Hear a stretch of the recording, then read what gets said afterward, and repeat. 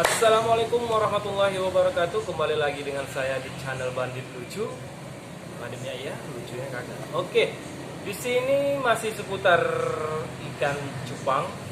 Seperti yang saya janjikan di video saya yang lalu, saya akan membuat konten bagaimana saya membreeding ikan dari awal penjodohan sampai perkawinan. Saya akan memberitahu trik saya. Oke, seperti yang Oke teman-teman, di sini saya sudah punya dua pasang ya ikan yang saya ingin breeding. Nah, di sini saya sudah menjodohkan dan ikan ini sudah sekitar 2 hari ya. Seharusnya sih 1 hari juga bisa, tapi saya ingin memastikan lebih pastinya lagi selama 2 hari agar si pejantan mempunyai buih yang cukup untuk sarang telur atau calon burayak. Seperti yang saya lihatkan ini.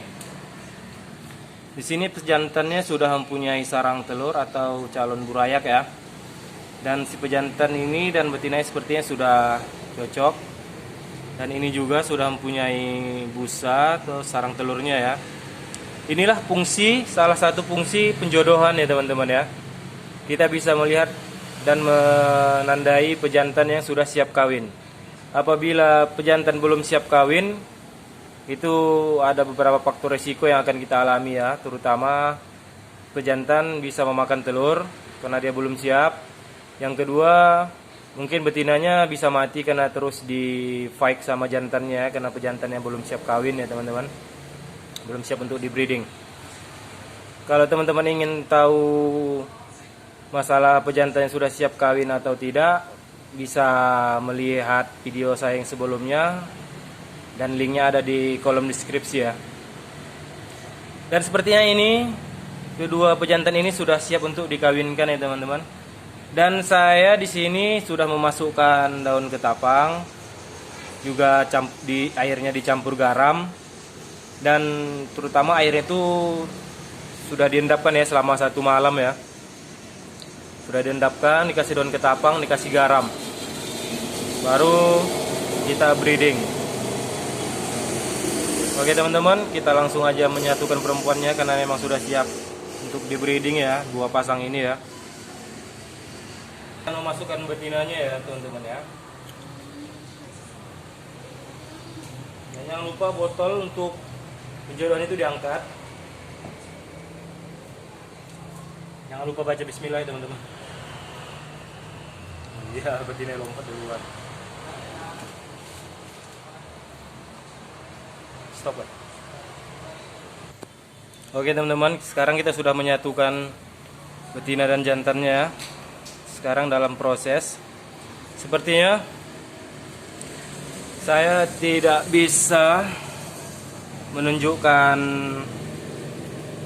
dia proses pengeluaran telur ya, karena saya akan memindahkan soliter ini di tempat yang khusus karena saya takut nanti ikannya stres karena sering dilihat atau terganggu.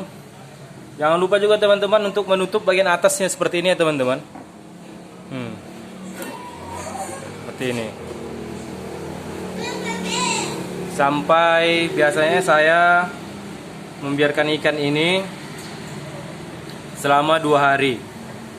Setelah 2 hari baru saya lihat lagi sudah bertelur atau tidak. Bila sudah bertelur saya akan angkat betinanya. Dan saya akan memberi makan pejantannya setelah betina itu diangkat. Memberi makannya jangan terlalu banyak ya teman-teman. Bisa membagi jentik nyamuk itu 3 sampai 5 ekor ya setiap hari ya, 1 kali 1 hari. Jangan terlalu over ya teman-teman. Karena proses penjagaan telur ini juga butuh tenaga bagi pejantan. Jadi dia juga perlu asupan makanan ya teman-teman. Jangan sampai dibiarkan, karena takutnya dia akan makan telurnya karena stres juga. Oke, itulah tadi tips dari saya dan trik dari saya cara membreeding ikan. 1, air rendapan. 2, kasih garam. 3, kasih daun ketapang. 4, penjodohan. Dan kelima, setelah pejantan mempunyai buih, baru kita bisa gabungkan si betina dengan si pejantan untuk menghindari proses, menghindari si pejantan siap atau tidaknya untuk kawin. Dan teman-teman, biasanya saya itu membreeding ikan menggunakan ini ya teman-teman, dan ditutup dari atas seperti ini. Setelah 2 hari baru saya lihat si pejantan sudah punya telur atau tidak, betina sudah mengeluarkan telur atau tidak maksudnya.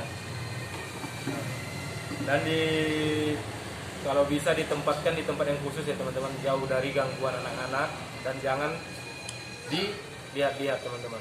Takutnya akan mengakibatkan pejantan stres dan bisa memakan telur atau burayang. Hindarkan sekali yang namanya mengganggu pejantan yang sedang menjaga telur atau menjaga burayang. Itu sekian dari saya. Semoga tips dari saya ini bermanfaat untuk teman-teman yang masih pemula, yang masih belajar, karena saya juga masih pemula dan masih belajar. Oke, semoga kita semua sukses. Assalamualaikum warahmatullahi wabarakatuh.